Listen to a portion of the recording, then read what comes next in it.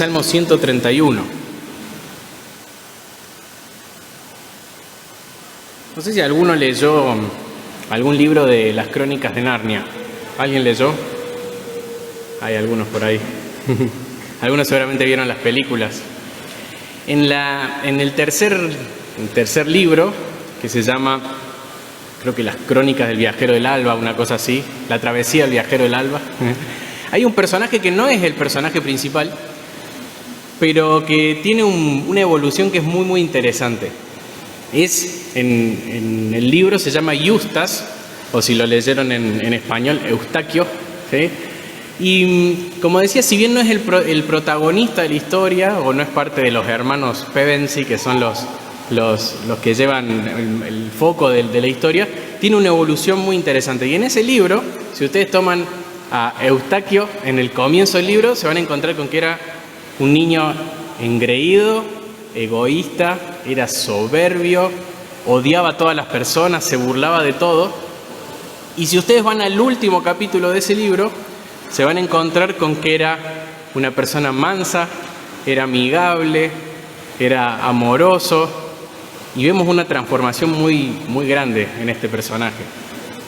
Y si quisiéramos saber qué pasó, podemos ir al capítulo 11 del libro, que nos narra que él tiene un encuentro en especial con Aslan, ¿sí? Que nosotros sabemos que es, para este autor es un símbolo o una simbología de Cristo. Y lo loco es que él, por su soberbia y por su avaricia, termina yendo en búsqueda de un tesoro, y culpa de eso, es más largo de explicar, se transforma en un dragón. Y esto lo humilla completamente, porque él se encuentra con que no puede hablar, no puede comunicarse con los demás y no sabe cómo resolver eso. Y una vez que se encuentra con el león le dice que él puede rescatarlo de esta situación, y el león, de una forma muy gráfica, usa sus garras y desgarra con sus propias garras toda la piel de dragón y lo vuelve a transformar en un niño, y se narra como todo un proceso muy doloroso, ¿sí? Quería usar este ejemplo gráfico para que pensemos hoy acerca de que todos somos un poquito Eustaquio y tenemos mucha soberbia en nuestros corazones. Y de alguna forma es una ilustración de algo que quisiera que apuntáramos hoy a través del estudio de este salmo, porque tenemos que saber qué hacer con esa soberbia. No les estoy preguntando ni estoy pensando si somos soberbios o no, sino que lo estoy dando por sentado porque lo somos. Pero sí tratar de pensar cómo calmamos esa soberbia que hay en nosotros o cómo la resolvemos. Muchos psicólogos hablan de que hay orgullos que son positivos y orgullos que son negativos. Que el orgullo positivo vendría a ser cuando yo pienso cosas lindas acerca de mí, pero que se vuelve negativo cuando se vuelve destructivo para los demás o cuando yo empiezo a creerme superior a los demás. El problema es dónde está la línea, ¿no? Entre estas dos cosas. Y en realidad somos mucho más orgullosos y soberbios de lo que a veces pensamos. A través de este salmo vamos a poder profundizar un poco más de este tema. Así que le invito a que lo leamos y ahí entramos un poco en contexto para entender de qué se trata. Salmo 131, son 3 versículos nada más. Dice: Señor, mi corazón no es soberbio ni mis ojos altivos. No ando tras las grandezas ni en cosas demasiado difíciles para mí, sino que calmado y acallado mi alma, como un niño destetado en el regazo de su madre, como un niño destetado está mi alma dentro de mí. Espera, oh Israel, en el Señor, desde ahora y para siempre. El contexto de este salmo es que es un canto de David, ¿sí? Es un salmo de autoría de David, y es uno de los cánticos de ascenso que se llaman, ¿sí? Eran salmos que se cantaban en el peregrinar del pueblo hasta Jerusalén para celebrar una de las fiestas, ¿sí? Podría ser la Pascua, Pentecostés o Tabernáculos, que eran las fiestas anuales, y el pueblo entonaba estas canciones. Son los salmos del 120 al 134. Dentro de estos salmos hay 4 que son de autoría reconocida de David, y este es uno de esos 4. Y qué importante, ¿no?, para el pueblo de Israel, que se preparaba para ir a presentarle ofrendas al Señor o para celebrar cada una de estas fiestas que tenía significados diferentes. Qué importante para el pueblo reflexionar acerca de la humildad con la que se iba a presentar delante de Dios. Es un salmo muy interesante, muy cortito, pero muy interesante, y encima está cerca de los salmos del final. Así que seguramente tenía que ver con ya los últimos instantes antes de llegar a celebrar estas fiestas. Y el tema central de este salmo tiene que ver con la oposición de la humildad a la soberbia. Y quisiera que pensemos en esta estructura. La idea central o la tesis o el punto al que quiero que vayamos es que debemos calmar nuestros corazones soberbios, y para eso vamos a ver dos puntos, ¿sí? dos ítems, dos puntos centrales de la prédica, que son dos preguntas. La primera es cómo se ve el corazón soberbio, y la segunda es cómo calmamos el corazón soberbio, ¿sí? Así que vamos a entrar en la primera. ¿Cómo se ve el corazón soberbio? Vuelvo a leer el versículo 1. Dice: Señor, mi corazón no es soberbio, ni mis ojos altivos, no ando tras las grandezas, ni en cosas demasiado difíciles para mí. El salmista quiere asegurarse de que tiene un corazón correcto a la hora de presentarse delante de Dios. Entonces comienza haciendo estas afirmaciones. Más que afirmaciones, son negaciones. Son 4 negaciones, ¿sí? Y las 4 negaciones se pueden ordenar en 3 niveles. Primero habla de que su corazón no es soberbio, después habla de que sus ojos no son altivos, y después dice, implícitamente habla de sus pies, porque dice que él no anda tras grandezas, ¿sí? Entonces podríamos decir básicamente que hay 3 niveles en los cuales se podría expresar esta soberbia que el salmista niega antes de presentarse delante de Dios. El corazón, los ojos y en los pies implícitamente, o el andar. Y todo comienza por el primer punto, sí, que es por el corazón. Él dice: Señor, mi corazón, se dirige directamente a Dios y le dice: Señor, mi corazón no es soberbio. Mi corazón no es soberbio. Qué afirmación, ¿no? Qué afirmación. Pero todo comienza por acá, por el corazón. El corazón es el centro de la voluntad, es el centro de lo que somos, de lo que pensamos, de lo que deseamos, de lo que sentimos también. Es nuestro yo, es nuestra persona, ¿sí? Somos lo que pasa en nuestro corazón.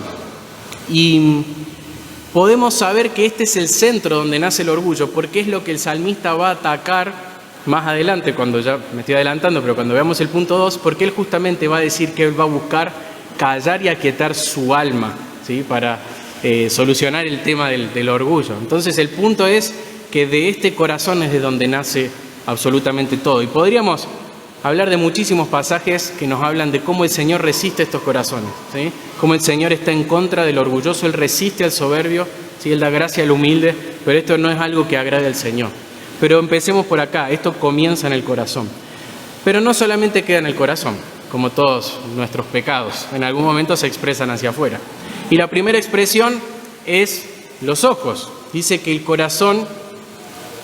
corazón se expresa en lo que el salmista llama ojos altivos. Dice: mi corazón no es soberbio, ni mis ojos altivos. Esta idea de ojos altivos me resultó muy interesante. Es repetida en varios proverbios y en varios salmos. Y me llamó mucho la atención darle un poco de vuelta y pensar y leer comentarios acerca de por qué se usaba esta expresión de ojos altivos. Pero tiene que ver con, primero, una expresión del rostro, ¿sí? De la mirada, que podría transmitir orgullo, pero tiene que ver también con cómo miramos con desprecio a los demás, ¿sí? Es una mirada soberbia. Incluso en uno de los proverbios menciona como párpados orgullosos o altivos, depende de la traducción. Lo loco es lo que el Señor dice acerca de las personas que tienen ojos altivos. Dice que son abominación para el Señor en Proverbios 6. Dicen que es directamente un pecado, Proverbios 21.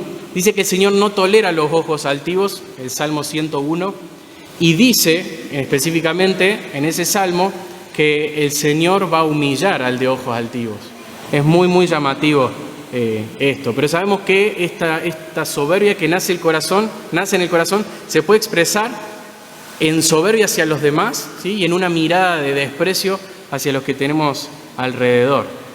Y por último, el salmista habla de sus pies, habla de por dónde anda, ¿sí?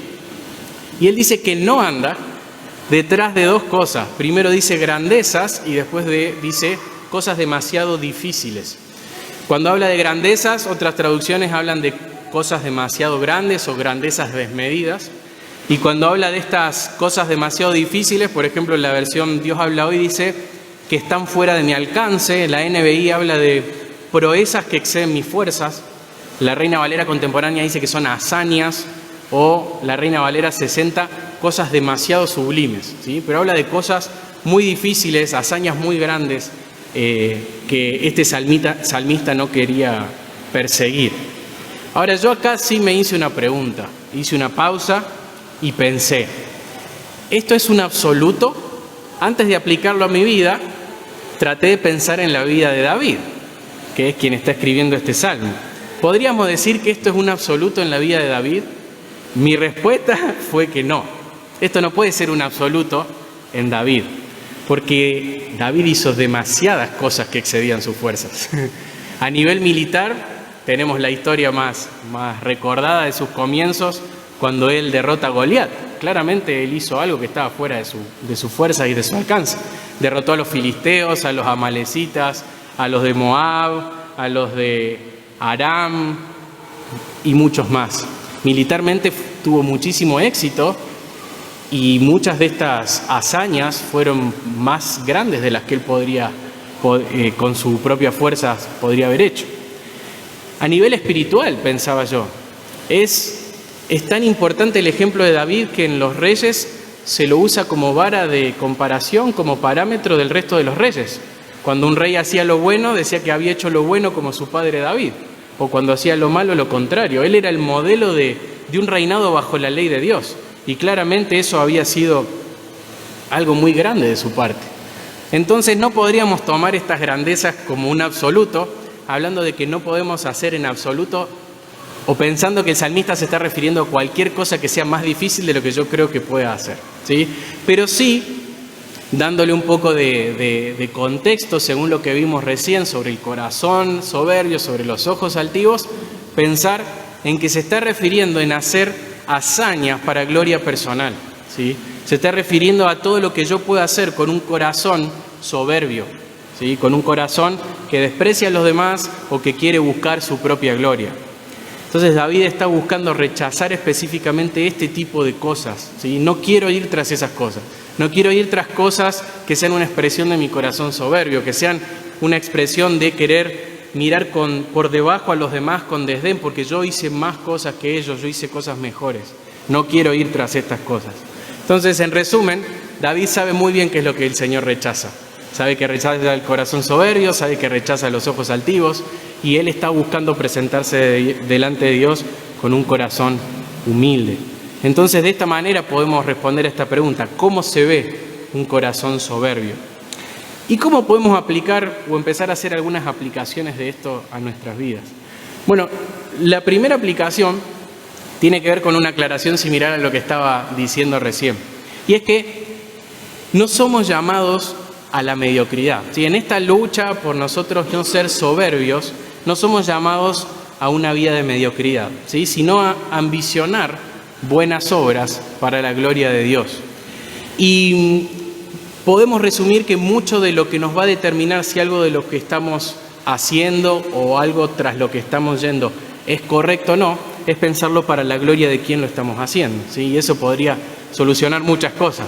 Y quería leerles específicamente un pasaje del Nuevo Testamento que está en 2 Corintios 5, porque me pareció que es muy gráfico para poder hacer esta salvedad o esta aclaración, que es 2 Corintios 5, 9 y 10. Está en la pantalla.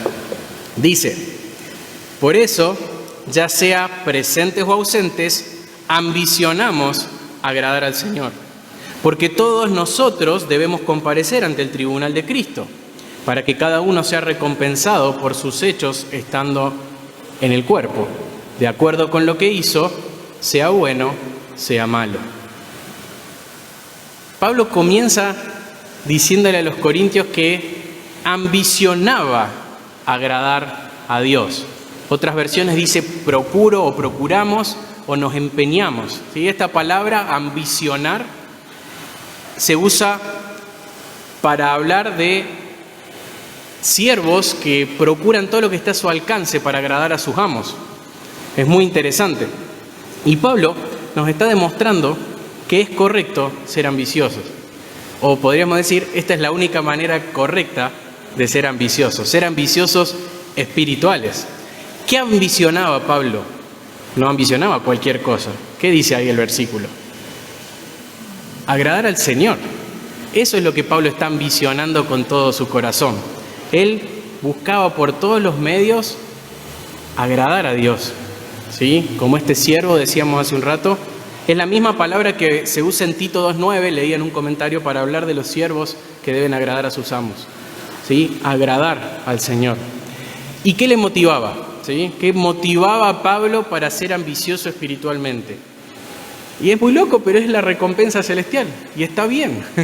No hablamos muy seguido de estas cosas. A mí me llamó mucho la atención cuando profundicé en este pasaje por primera vez. El Señor desea, le gusta, le agrada que seamos ambiciosos espiritualmente detrás de tesoros celestiales, ¿sí? Para agradarle a Él, para agradarle a Él. Ahí nos dice que Él ambicionaba agradar a Dios porque sabía que iba a comparecer delante de Cristo, ¿sí? Y que cada uno iba a recibir una recompensa según lo bueno o según lo malo que había hecho. Es bueno que ambicionemos hacer lo bueno, ¿sí? Es correcto que querramos recompensas espirituales. El Señor nos llamó a que vayamos y hagamos tesoros espirituales. No es orgulloso el que hace todo lo que está a su alcance para agradar a Dios. Y tenemos que tener cuidado con esto, porque podemos encontrar una persona que realmente se esfuerza y hace todo lo que está a su alcance para agradar a Dios en todo lo que hace y decir, este es un soberbio bárbaro. Y puede estar haciendo tesoros en el cielo y puede estar haciéndolo con un corazón completamente humilde. Entonces tenemos que tener cuidado y nunca disfrazar de humildad nuestra falta de ambición espiritual, ¿sí? Y decir, bueno, no, yo no sé si puedo hacer ese tipo de cosas, entonces no voy tras esas ambiciones espirituales, ¿sí? Mientras el Señor nos llama a que seamos ambiciosos en lo espiritual. Fuiste creado en Cristo Jesús para buenas obras, ¿sí? El Señor te creó de nuevo cuando te salvó para que hagas buenas obras y Él pone esas obras delante tuyo. Jesús mismo habló de estas cosas, ¿sí? Cuando Él en el Sermón del Monte dice que debemos, cuando habla después de hablar de que debemos ser sal y que debemos ser luz, dice, así brille la luz de ustedes delante de los hombres, ¿sí? Para que vean sus buenas acciones. ¡Wow! Dios quiere que los demás vean buenas acciones, pero después nos dice el motivo, y glorifiquen a su Padre que está en los cielos. De nuevo, ambicionamos agradar a Dios, queremos que el Señor se lleve la gloria, que el Señor sea glorificado, pero vamos detrás de esas cosas. También dijo, el que habla de sí mismo busca su propia gloria, pero aquel que busca la gloria del que lo envió, Él es verdadero y no hay injusticia en Él. Lo que decía Jesús era para la gloria de Dios. Entonces nos invita a que tanto lo que hagamos como lo que decimos, procuremos, ambicionemos ser agradables al Señor. Es bueno pensar que el Señor se agrada, que el Señor disfruta cuando nosotros hacemos cosas buenas y no disfrazar de una supuesta humildad algo que en realidad es pereza espiritual, mediocridad y que bueno, muchas veces tenemos en nuestros corazones. Ahora bien, este tipo de obras que el salmista quería evitar reflejaban soberbia, altivez. Entonces ya entendimos que no es todo tipo de buena obra, pero podemos tratar de pensar qué sí es, qué podrían ser. Entonces la segunda aplicación es cómo asegurarnos de que no haya soberbia en nuestros corazones, ¿sí? Y justamente ya que el salmista propuso estos tres niveles, el corazón, los ojos y los pies, pensamos que como el corazón no podemos verlo con tanta facilidad, aunque alguno puede meditar en lo que piensa y descubrir orgullo muchas veces, vamos a descubrir en muchas ocasiones el orgullo por lo que hacemos, ¿sí? Entonces empecé a reflexionar y traje dos pasajes como ejemplo del Nuevo Testamento donde podríamos hacer una especie de examen de nuestras vidas para tratar de erradicar cualquier soberbia o cualquier orgullo. Y lo pensé en dos planos, uno en plano iglesia y otro en plano personal. Así que vamos a ir por partes. El primero está en Romanos 12, 3. Romanos 12, del 3 al 5. Me parece muy claro lo que Pablo dice en este pasaje. Dice, porque en virtud de la gracia que me ha sido dada, digo a cada uno de ustedes que no piense de sí mismo más de lo que debe pensar, sino que piense con buen juicio según la medida de fe que Dios ha distribuido a cada uno. Pues así como en un cuerpo tenemos muchos miembros, pero no todos los miembros tienen la misma función, así nosotros, que somos muchos, somos un cuerpo en Cristo e individualmente miembros los unos de los otros. Llamó mucho la atención cómo Pablo asocia un corazón que piensa demasiado de sí mismo con la función que debemos ocupar en nuestro cuerpo. Y quiero que pensemos un poquito en eso. Dice en la versión que leímos recién, no piense de sí mismo más de lo que debe pensar. En la Nueva Versión Internacional dice, nadie tenga un concepto de sí más alto del que debe tener, sino más bien piense de sí mismo con moderación. La NTV, ninguno se crea mejor de lo que realmente es. Sean realistas al evaluarse ustedes mismos. ¡Wow! ¡Qué desafío! Y Pablo corrige este pensamiento, esta idea de que muchas veces podemos tener un concepto demasiado alto de nosotros mismos, con la idea del cuerpo. Y me parece que es la Biblia, ¿no? Me parece que es perfecto. Como el Señor, al reflexionar nosotros en la figura del cuerpo de Cristo y en la función, podemos atacar de manera muy específica este problema, ¿sí? No todos tenemos la misma función. Pienso en esos ojos altivos que decía David, ¿no? Con los que mira a los demás desde arriba. Y Pablo, no todos tenemos la misma función, somos todos diferentes. Renegamos muchas veces de los dones que Dios nos dio y queremos ejercer dones que no tenemos. No sé si soy el único que le pasó esto. Yo admiro muchas personas de esta iglesia, por ejemplo. Y muchas veces dije, Señor, ¿por qué yo no soy así? ¿Por qué a mí esto no me sale con facilidad y a otros sí? Y de alguna manera fui tras cosas y me olvidé de que cada uno tiene una función diferente. No todos tenemos la misma función. Y hay una buena noticia. Nadie tiene tus dones. Nadie tiene tu experiencia. No existe una persona que haya pasado por lo mismo que pasaste vos. Nadie tiene las cargas en el corazón que el Señor ha puesto específicamente en tu corazón.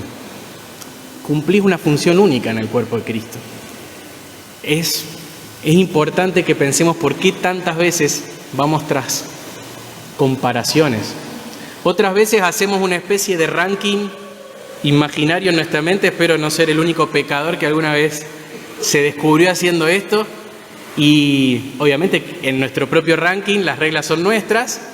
Lo que medimos para ese ranking son cosas aleatorias que nos interesan a nosotros, pero buscamos estar en los primeros lugares y ser los mejores. Y tal vez eso no se entera nadie, pero es una competencia interna constante en nosotros y nos olvidamos que cada uno cumple una función diferente. A veces usamos el servicio en la iglesia para tratar de demostrar nuestro valor. Y tu valor está dado por el Señor, porque Él te salvó. No valés según tu rendimiento en lo ministerial o en lo espiritual o en las cosas que haces en la iglesia. Y es una gran pregunta. Capaz a alguno le parece que no es tan aplicable, pero a mí me sirve mucho. ¿Hacemos cosas en la iglesia buscando demostrar que valemos? ¿No es eso nacido de un corazón soberbio? ¿No es de ojos altivos eso? Bueno, muchas veces nos pasa. Debemos recordar que el Señor nos amó y nos salvó para que pudiéramos hacer cosas para Él y que el Espíritu Santo repartió dones según su preferencia, no según lo que vos habías hecho.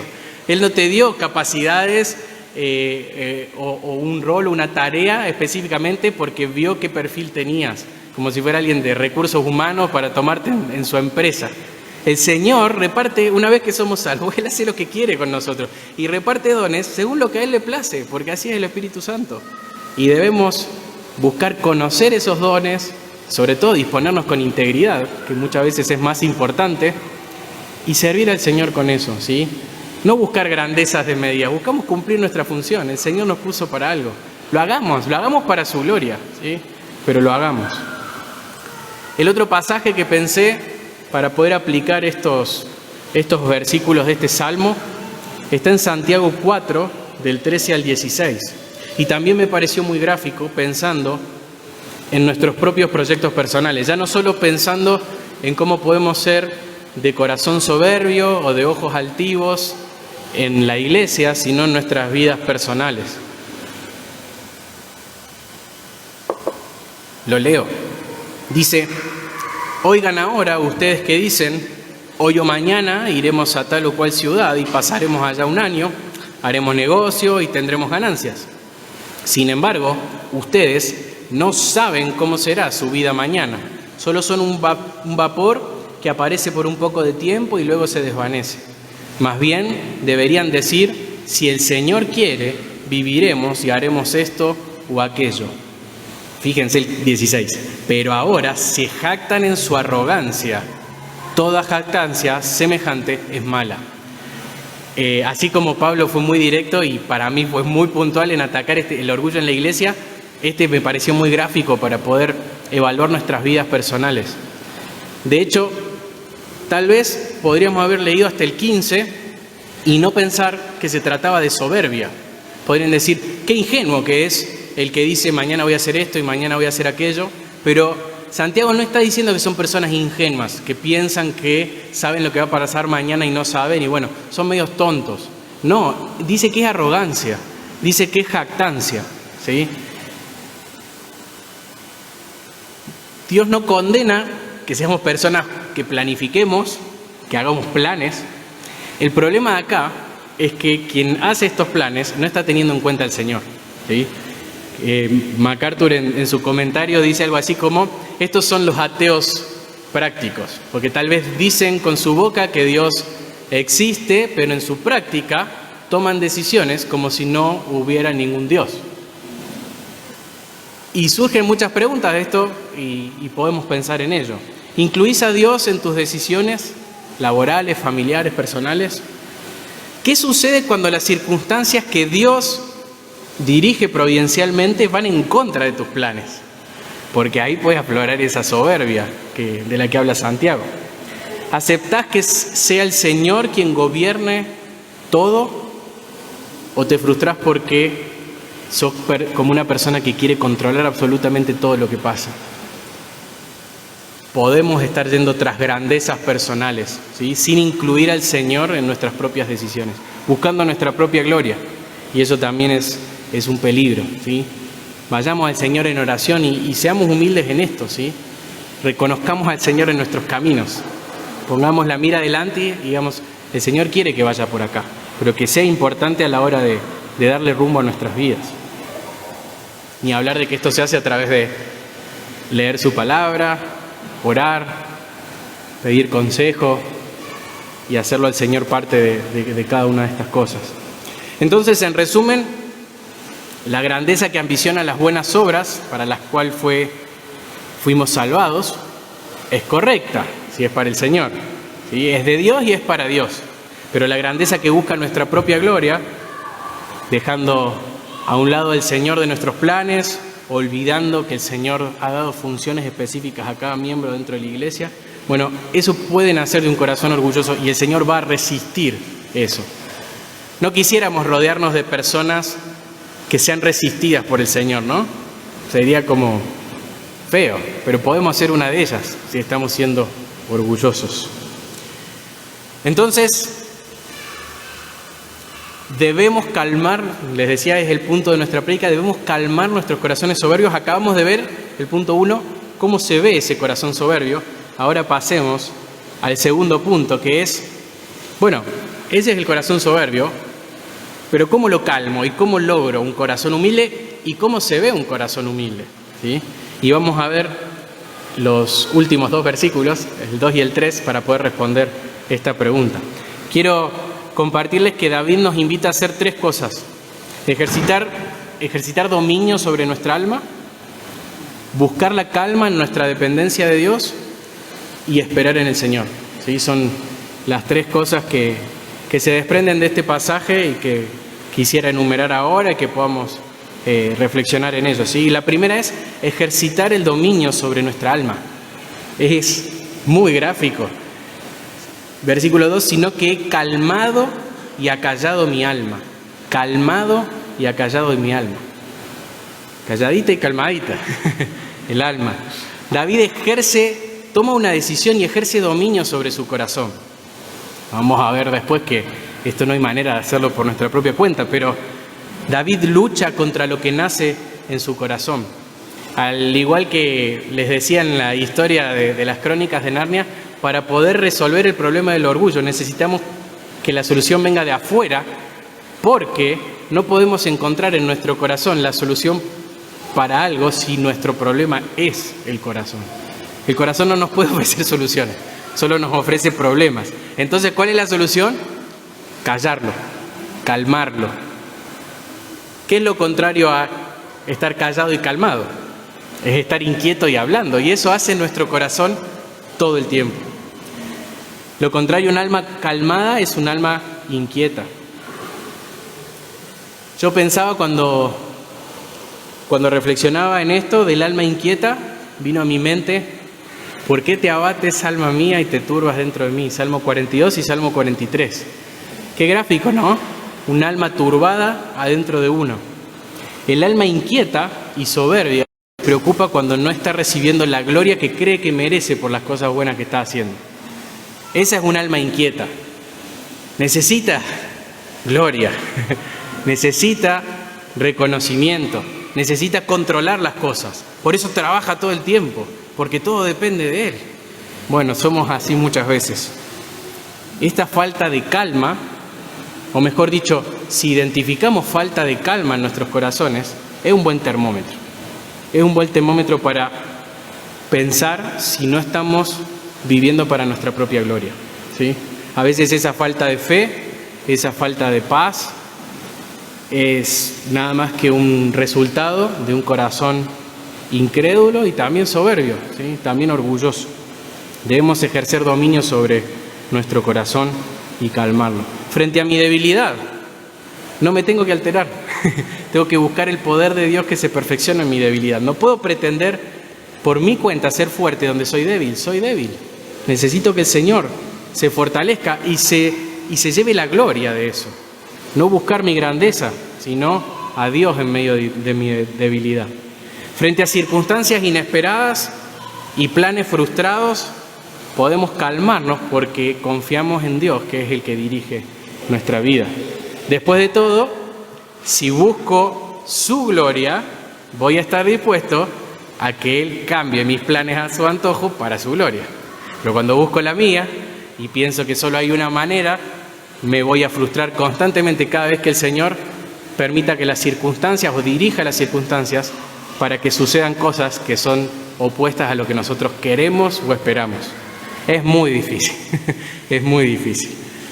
Entonces tenemos que aquietar nuestra alma y también tenemos que callarla. Habla nuestra alma, habla nuestro corazón, todo el tiempo habla. Y debemos aprender a no solamente no escucharlo, callarlo, no darle lugar. ¿Por qué callarla a nuestra alma? Porque con frecuencia no tiene cosas buenas para decirnos, ¿sí? ¿Y qué debería callar? Todo lo que sea contrario a la verdad de Dios. Cualquier pensamiento que nos exalte a nosotros, que menosprecie a los demás, cualquier pensamiento que tenga un concepto demasiado bajo de Dios o demasiado alto de nosotros, o que le declare la independencia a Dios, esas cosas debemos callarlas. Otra manera de callar nuestras almas es cuando quieren decir algo más allá de lo que está escrito, citando indirectamente a Pablo, ¿sí? Y encontré un comentario de William MacDonald que me pareció muy interesante y quiero compartirles brevemente lo que dice respecto a esto, a no pensar más allá de lo que está escrito, ¿sí? A la hora de silenciar nuestra alma. Dice, hay algunos problemas en la vida que explicarlos es un verdadero desafío. Hay misterios aparentemente demasiado profundos para sondear y circunstancias extrañas que ante el intelecto más agudo quedan como rompecabezas. ¿Quién, por ejemplo, puede tener la última palabra sobre el problema del sufrimiento humano? ¿Quién puede contestar a preguntas formuladas sobre oraciones no contestadas? ¿Quién puede reconciliar la elección soberana de Dios con el libre albedrío del hombre? Hay cosas que no sabemos, hermanos. Lo revelado nos pertenece, dice Deuteronomio 29, pero los misterios pertenecen al Señor. ¿Podemos aferrarnos a verdades en medio de estas cosas? Claro, podemos confiar en que el Señor siempre hace todo bien. Podemos confiar en su soberanía, en su amor perfecto, y que nada de lo que sucede a nuestro alrededor pone en jaque esas verdades. Pero ¿podemos realmente encontrar respuestas para muchas de las cosas que pasan? A veces no. Tenemos que aprender a no pensar más allá de lo que está escrito. Es una característica del corazón orgulloso querer dar respuestas muchas veces a estas cosas. Bueno, demos un paso más. Dijimos entonces que debemos calmar y acallar nuestra alma, como dice David. Pero David no solamente dice, bueno, tengo que silenciar mi corazón y calmarlo y que se quede quieto porque me voy a presentar delante de Dios, sino que él usa una figura ahora que nos dice que él puede calmar y acallar su alma porque está en la presencia de Dios. Y si bien él no va a mencionar al Señor en este pedacito, la figura que va a usar es muy gráfica para que nosotros pensemos en nuestra relación con Dios. El segundo punto de esta segunda parte es que busquemos calma en nuestra dependencia de Dios. Busquemos la calma en nuestra dependencia de Dios. Dice David ahí en la segunda parte del versículo 2, el 2b, como un niño destetado en el regazo de su madre, como un niño destetado está mi alma dentro de mí. Si bien, como decía el Señor, David no menciona a Dios en esto, esta figura que usa nos ayuda a entender la dependencia de nuestro Dios. No sabemos acá si David se está refiriendo, y encontré como comentarios de los dos lados, y la verdad no podría yo dar una respuesta sobre cuál de las dos, pero no modifica el sentido. No sabemos si se refiere con niño destetado a un niño que acaba de terminar de tomar la teta de la mamá y está satisfecho en el regazo de su madre, que es una imagen muy linda, o si se refiere a un niño destetado en el sentido que ya tiene edad suficiente para no tomar más, para no ser amamantado, sino que ya es un niño más grande, pero que está en el regazo de su madre, ¿sí? Sentado en el regazo de su madre. Ambas imágenes se refieren a un niño que está tranquilo, que está calmado, que está callado, como decíamos recién, porque depende de su mamá y está satisfecho.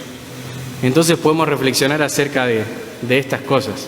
3 cosas tenemos que reconocer: nuestra insuficiencia y nuestra debilidad como un niño, la grandeza de Dios y su deseo de satisfacernos como una mamá con su hijo, y que podemos acudir a Él sin límites, como un niño puede permanecer en el regazo de su madre. Un comentarista dice: el niño pequeño no es demasiado ambicioso, depende de la madre, que es grande ante sus ojos y su corazón. Así los ven, ¿no? Las mamás, los niños pequeños. ¿Cuántas veces tenemos una mirada tan lejana a nuestro Dios, que es nuestro Padre? Tan pequeña nuestra imagen de nuestro Dios. ¿Qué ambición orgullosa puede tener un niño? ¿Qué grandes proezas puede tratar de hacer un niño? Jesús utilizó el ejemplo de los niños para hablar de estos temas. Es muy gráfico. Cuando Él quiso confrontar el orgullo en los corazones, específicamente de los líderes judíos, Él usó a los niños como ejemplo. ¿Sí? Y dijo que el reino de los cielos era como los que son como ellos. Los niños no tienen grandes logros, no tienen grandes posesiones, no ocupan posiciones, no tienen honor, no tienen poder, no pueden jactarse de grandes acciones. Pero no son las grandes cosas que hacemos para Dios las que nos definen como cristianos, sino cuán dependientes somos del Señor. ¿Debemos ambicionar buenas obras? Debemos ambicionar buenas obras, pero debemos depender del Señor, debemos depender, si no, van a ser nacidas de un corazón orgulloso. El mejor camino es satisfacernos de Él, depender de Él, mientras seguimos esforzándonos para Él con un corazón humilde. Expectantes de lo que Él pueda hacer con nuestro esfuerzo, sí, porque sabemos que tenemos un Dios grande, pero no para nuestra gloria, ¿sí? sino para la suya. De hecho, ese esfuerzo que presentamos delante de Dios, Él no lo necesita, ¿sí? Sabemos que Él puede hacer lo que quiere y no necesita de nuestros esfuerzos.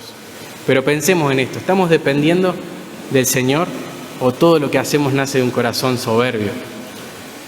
Y el último, que se desprende del tercer versículo, es esperemos en el Señor, ¿sí? Hablamos de calmar al corazón, callar al corazón, hablamos de depender del Señor, y ahora el salmista deja de hablarle a Dios y se gira y le habla al pueblo de Israel y le dice: espera, oh Israel, en el Señor desde ahora y para siempre.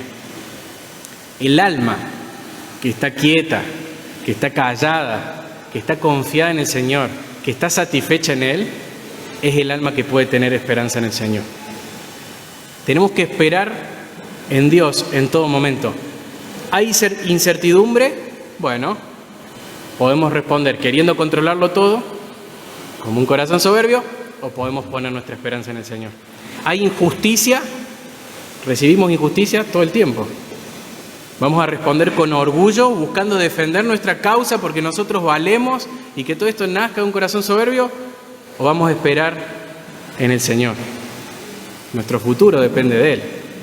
Hay debilidad hacia adentro cuando vemos nuestros corazones, podemos tratar de ocultar esa debilidad y que nadie se entere que somos débiles en eso, atrás de nuestro orgullo y de nuestras grandezas y proezas que perseguimos, o podemos creer que el Señor es suficiente y que Él puede glorificarse aún en nuestra debilidad, porque Él trabaja en nosotros.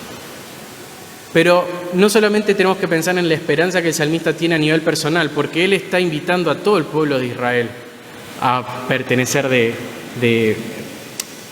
a tener esa humildad y por ende esa esperanza.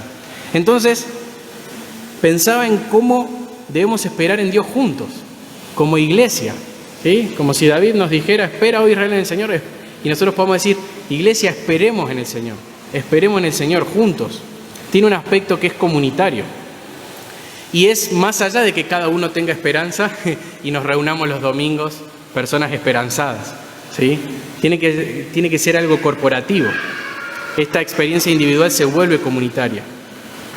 Pienso cómo el israelita debía pensar esto, ¿no? ¿Cómo debía interpretar Israel que Dios los había escogido como nación entre todos los pueblos? ¿Era para inflar el pecho? Tenemos muchísimos pasajes donde Dios específicamente tira abajo esa idea. Había sido simplemente por la gracia de Dios. ¿Y qué para nosotros, como su iglesia? ¿Debía Israel pensar en tener un gran imperio por el cual someter a todas las otras naciones? ¿O debía buscar ser de bendición para las otras naciones, como el Señor le había prometido a Abraham? Bueno, ¿cuántas de estas cosas podemos aplicar a nosotros? Pensaba hacia adentro de la iglesia. ¿Vemos nuestra iglesia entre nosotros? ¿Nos vemos entre nosotros? ¿Vemos hacia adentro de la iglesia con humildad y con esperanza? ¿Qué ves en tus hermanos? ¿Ves virtudes en tus hermanos? ¿Ves al Señor obrando en sus corazones? ¿O tu corazón soberbio no te deja ver al Señor obrando en la vida de los demás y solo ves sus defectos? A veces nos pasa. Eso no nace de un corazón, esos son ojos altivos. Eso no nace de un corazón humilde y probablemente eso te quite la esperanza. Porque ¿qué esperanza puedes tener si mira cómo es la gente que me rodea? Y lo único que mirás son los defectos de los demás cuando el Señor está obrando en sus corazones. ¿Con qué actitud hablas de tus hermanos? ¿Confías con esperanza que la iglesia va a ser transformada porque depende del Señor y no de nosotros? Es Dios el que prometió edificar su iglesia. Entonces, si vos no tenés esperanza al ver tu iglesia, con todos sus defectos, que nadie los va a negar, es porque no estás confiando y no estás esperando en el Señor. Pensemos también hacia afuera de la iglesia, no solo hacia adentro, sino hacia afuera. ¿Tenés humildad y esperanza a ver lo que Dios hace en otros lugares, en otras iglesias? Pienso, por ejemplo, en otros creyentes. Dios no nos permita tener miradas altivas y soberbias sobre otras iglesias. No queremos negociar nunca lo doctrinal, estamos de acuerdo con eso. Si entendemos, si tenemos una convicción que el Señor nos ha dado y eso nace de su palabra, no vamos a disfrazarlo de humildad buscando ceder en esas cosas. Estamos de acuerdo en eso, ¿no? Sin embargo, muchas veces nos olvidamos dos cosas. O que alguna vez estuvimos del otro lado y no entendíamos lo que hoy entendemos. Y al mismo tiempo, no estamos entendiendo ahora cosas todavía. No nos damos cuenta. Pero tenemos que saber que hay cosas que seguramente todavía no entendamos del todo bien, que estemos haciendo mal. ¿Con qué ojo vamos a ver el resto de las iglesias? Si nosotros tenemos una mirada altiva, ojos altivos y somos orgullosos, no vamos a poder decir, espera en el Señor, porque vamos a tener una visión demasiado negativa de lo que el Señor está haciendo. No dejamos de querer ser de bendición para los demás, pero qué lindo sería que la gente de afuera, de otras iglesias, conozca a los miembros de la Iglesia Bíblica del Camino porque son humildes, porque pueden conversar con ellos, porque no los miran con desprecio, ¿sí? Porque son humildes, aun cuando creamos que el otro puede estar equivocado en algo en lo que hemos logrado una convicción bíblica, doctrinal, ¿sí? También hacia los no creyentes. ¿Qué te diferencia de un no creyente? De alguien que todavía no conoce al Señor o de alguien que rechaza al Señor. El Señor te alcanzó con su gracia, nada más. Así que no hay lugar para los ojos altivos. Si te querés que jactarte de algo, solo de la cruz de Jesús, nada más. Entonces, aún con los no creyentes. Y no solamente al mirar hacia afuera, no solamente al mirar hacia adentro de la iglesia, sino al mirar hacia adelante, nuestras metas, ¿sí? El Señor no nos pidió como iglesia, no le pide a ninguna iglesia, pero no nos pidió como iglesia que vayamos atrás de la fama, que vayamos atrás de las multitudes, nos pidió fidelidad, ¿sí? Y esa fidelidad es hacer tesoros en el cielo, ambicionar esas buenas obras, hacerlas, pero con un corazón quieto, calmado, callado, satisfecho en Dios que busca su gloria. También muchas veces nos asusta el futuro. Como iglesia, en 5 años hemos vivido cambio de gobierno, bueno, eso lo vivimos constantemente, pandemia, ataques externos, crisis internas, nuestras propias debilidades que nos juegan malas pasadas, crisis financieras, números en rojo, y a veces nos asusta todo eso. Pero podemos dar fe, ¿no?, de la bondad del Señor y depender de Él. Y solamente si tenemos este corazón humilde podemos decir, Iglesia Bíblica del Camino, espera en el Señor, ¿sí? Con esperanza. Bueno, conclusión, y con esto cierro. Vayamos a Cristo, al humilde, ¿sí?, que es Cristo, y aprendamos de Él. Si durante toda la prédica tu sensación es que todo lo que hablamos es imposible, estás en lo correcto. De hecho, si pensabas que yo, que estoy hablando, no cumplo con todas estas cosas, también estás en lo correcto. Porque somos muy soberbios, muy soberbios. Y desde la caída de Adán en adelante, el orgullo infectó todos nuestros corazones y somos rebeldes a Dios. Y eso nos trae falta de quietud, falta de paz. Estamos agotados de nuestro pecado, cansados, totalmente cansados. No tenemos almas quietas. No logramos aquietarla, no sabemos cómo hacerlo. ¿Y saben qué es lo que está detrás de todo esto? Que la Biblia dice que la ira de Dios está sobre los orgullosos. Porque el Señor detesta al orgulloso, se resiste al orgulloso, no lo puede ver. Él realmente lo rechaza. Entonces es realmente un problema nuestro orgullo y no lo podemos solucionar. Pero la solución está en Cristo, no en nosotros. Como usaba el ejemplo de las Crónicas de Narnia, la solución tiene que venir desde afuera, ¿sí? No nace de nuestros propios corazones.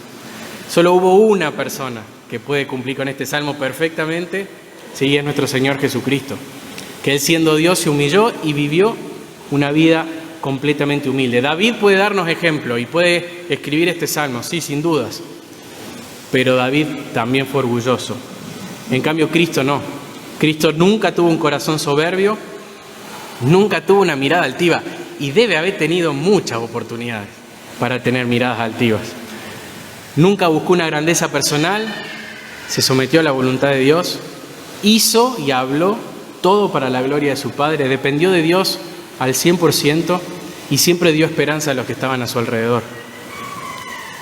Este Jesús es nuestro Salvador humilde, ¿sí? Siendo humilde y perfecto se hizo hombre y ocupó nuestro lugar para salvarnos de nuestro propio corazón orgulloso, ¿sí? Y de la ira de Dios que está sobre los corazones orgullosos. Ocupando ese lugar en la cruz, solucionó ambos problemas.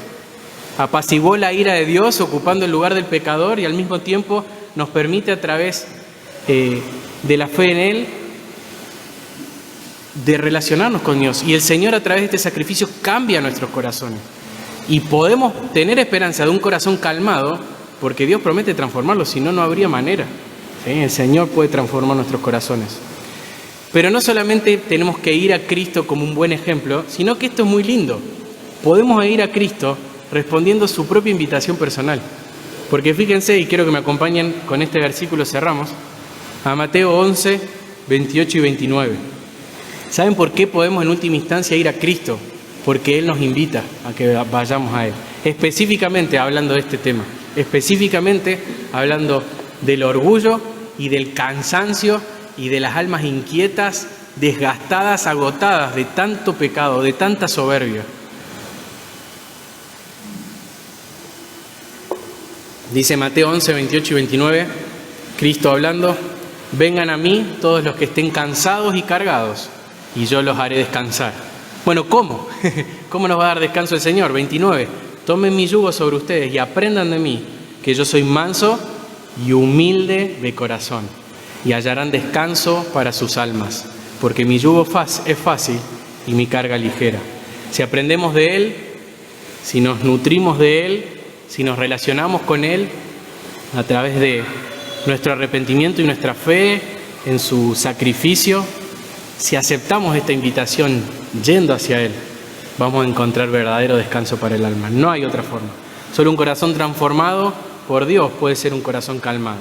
Y en Cristo está la respuesta a la pregunta que nos hicimos en esta prédica. ¿Cómo calmar nuestra soberbia? Solo en Cristo, ¿sí? Oramos. Señor, queremos pedirte perdón por nuestro orgullo y nuestra soberbia, que se impregna de tantas maneras. Incluso podemos hacer las cosas más nobles, Señor, las más buenas, con corazones soberbios. Y realmente nuestros corazones nos tienden trampas, Señor, constantemente. Pero gracias, Señor, porque podemos confiar en tu ayuda, podemos ir a vos. Y gracias porque el Evangelio es suficiente para que en Cristo podamos decir como David que no tenemos corazones soberbios, ni ojos altivos, ni andamos tras grandezas. Señor, ayúdanos a buscar siempre tu gloria y no la nuestra, y perdónanos, Señor, porque de mil formas te ofendemos y somos orgullosos y soberbios, Señor. Gracias por la gracia que tenemos en Cristo. En el nombre de Jesús, amén.